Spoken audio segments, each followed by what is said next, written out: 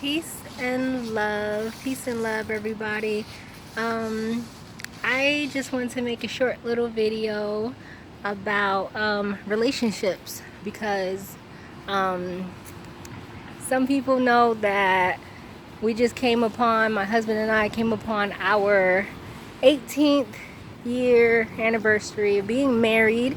So yeah, that was a great accomplishment, and we've been together longer than 18 years. That's just how long we've been married. And a couple of my Facebook friends hit me up on the side, was like, congratulations, how'd you guys do it? You know, it's so hard to just be in a relationship, and a successful relationship, where it works. And I just want to tell people that it takes a lot of work. It takes a lot of effort, to be with someone else. Like I said, we don't always even like ourselves or love ourselves. So it's so hard to, put a lot of time and effort and love into someone else all the time. And so you have to make a lot of adjustments. You have to make a lot of sacrifices. You have to grow together. You have to learn each other. And these things are vital in a relationship that you really want to work and you want to last for a long time, because if you do not work at it, it is not going to work for you. So it has to be 50-50 all the time.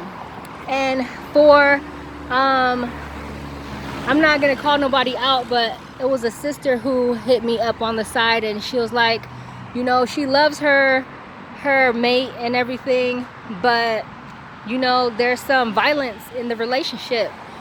And we have to understand that there's a line that is not supposed to be crossed. And if that line is continuously being crossed and you are being hurt, like, get out of there, run. I'm not gonna tell you to stay in no bad, messed up situation, because I wouldn't. You have to love yourself enough to know when it's time to let go. And that is so important, because a lot of us, we get comfortable and we don't want to change. We don't want to change our scenery. We don't want to change people because other people, is looking at us like, oh, you got a new one now. 5 months later, you got a new boyfriend. And it's like, look, stop publicizing your relationships, number one.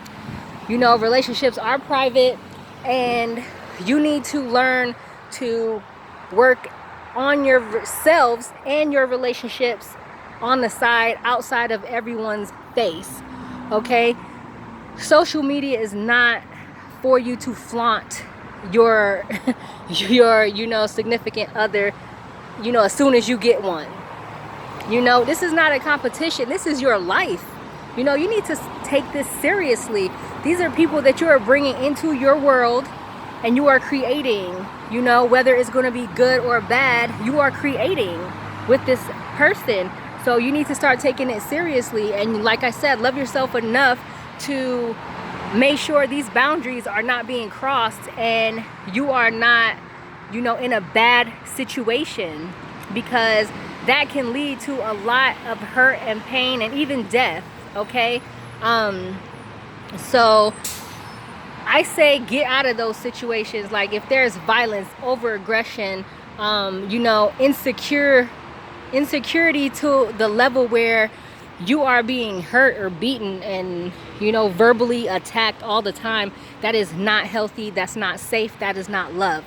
So if the person is willing to work on it, and you guys been together for a long time, give it a try. But that's only if it's going to be worked on and stop. I call it repenting. When you repent, you don't go back. You don't go back to the situation. You don't go back to the bad acts and the same thing that got you into this situation. It stops right away. And if it's not stopping right away and it's happening over and over and over again, that is the red light. That is the stop. You need to end it right then and there. I don't care what you have to do to get out that situation, but you need to run. There's so many of us women who are in these relationships, you know, can't go out, can't interact with another person of the opposite sex, you know, because your mate is going to be jealous and lash out at you. Okay, that right there. It shows you that there's no trust. There's no trust. There's no love. There's no confidence. And right there is a major sign on, you know, letting you know that this is not it. This is not your soulmate. This is not the person for you. So I just want to get that out there for all the young women, you know, who are in relationships like that, and who don't know what to do. You're not alone. There's a lot of women out there with similar, you know, stories and issues. I mean, you can just go online, you can find them. There's Facebook groups. You know, don't keep it a secret, okay? And like I said, get out of those relationships, because love is not supposed to be painful. It's not supposed to hurt. Yeah, you're gonna have some situations where you don't agree.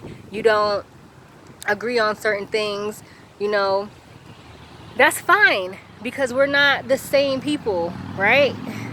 We don't always agree. Agreeing and fighting physically are not the same thing, okay? And if you are to the point where you feel that you are unsafe, you need to step out of that right away. But like I said, as for me and my husband, like I said, we grew together. You know, it hasn't always been, you know, cookies and cream. You know, we butted heads a lot. We have 5 children. You know, we're always busy with the children. Sometimes when they were little and younger, we didn't have a lot of time to spend, you know, with each other. You know, it was just me and him. We didn't have, you know, a place where to drop the kids off and just, you know, be together. It was just always us and our children. But as the children got older, it got easier. You know, they started being self-sufficient, and, you know, the big ones could help take care of the little ones and watch over them, you know, and just give us a little time to be together. So time is what's going to really help anybody advance in their relationships. You know, if you love each other enough to stick around, stick together, and tough it out through the rocky times, you know, you can, you know, benefit later on in life when it gets easier. And that is really like the strength of your relationship, to work through things together, no matter what it is. You know, we've been through a lot. We've been through, like I said, children, death, you know, just all kinds of craziness. So, like I said, make it an adventure. Love each other. Continue to learn each other. Grow. You know, spice it up. You know, plan things together. And it's not always a good and wonderful thing to bring other people into your relationships. That's something we never done. And I think that helped us to last as long as we did, because we didn't really confide in other people. A lot of, you know, cultures and stuff have spiritual leaders that you confide in, you know, counselors and stuff. But we never took it there. We just worked it out on our own, and, you know, try different techniques and different things, like write letters to each other when we don't like something that the other person is doing. You know, because talking, usually, especially when you're passionate, can lead to arguments, right? And yelling, and no one's gonna be listening at that point. But when you write it down, that's something different. You know, you can read it in a calm, quiet place. And so I found that technique to help a lot. Just doing things together, little things like taking showers together, taking baths together, getting massages together, you know, just doing relaxing things can really help, you know, spice up and bring couples closer in their relationships. So, and another thing, like, we are members of the Moorish Science Temple of America, so we have been on a journey, a spiritual journey, where we are learning together. And it's, you know, we've been on this journey for at least 15 years, where we have been through all schools of thought, you know, Christianity, Nation of Islam, the RBG movement. I mean, everything you can think of, you know, we were studying and learning, and we advanced to the point where we ended up at Moorish Science, you know, and that Moorish Science helped us to tie in everything that we've learned and put everything in its proper perspective, where, you know, my family's from the Caribbean island, so I have Haitian and Puerto Rican descent. So, you know, I grew up in New York a little differently than, you know, my peers and, you know, my American brethren. So I have different customs and traditions that, you know, is just a part of my life. And, you know, I brought that with me in my relationship. And the fact that my husband was open-minded, and he wasn't like, because he came from a Christian background, you know, even though my family was so-called Catholic, they had, you know, still applied the traditions from the islands. So I saw that growing up, and I always kept that with me. And so if your mate don't agree with your spirituality or your religion or, you know, your beliefs, that can be a problem as well, because there has to be a compromise, right? You have to understand each other physically and spiritually, you know, mentally as well, in order to make a solid connection with each other. And like I said, Moorish Science helped us to bring all of our schools of thoughts together and put them in a proper perspective so that it works for us.